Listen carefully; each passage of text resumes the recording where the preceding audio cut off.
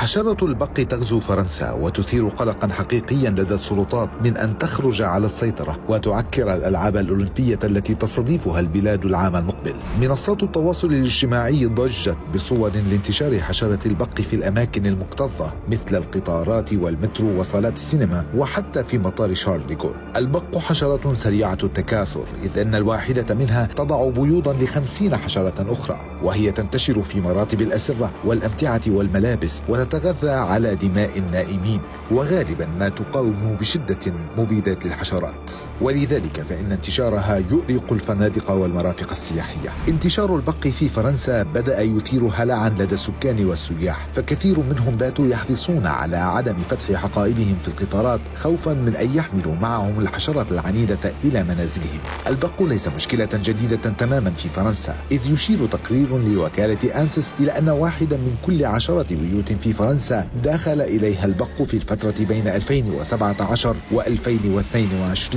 لكن المقلق أن موجة الانتشار الحالية عارمة وتنذر بالخروج عن السيطرة، ووصل الأمر إلى حد أن بعض المسؤولين في السلطات المحلية بدأوا يطالبون بإضافة مكافحة البق إلى بوادص التأمين على المنازل، خصوصا وأن محدودي الدخل لا يستطيعون الاستعانة بشركات مكافحة الحشرات.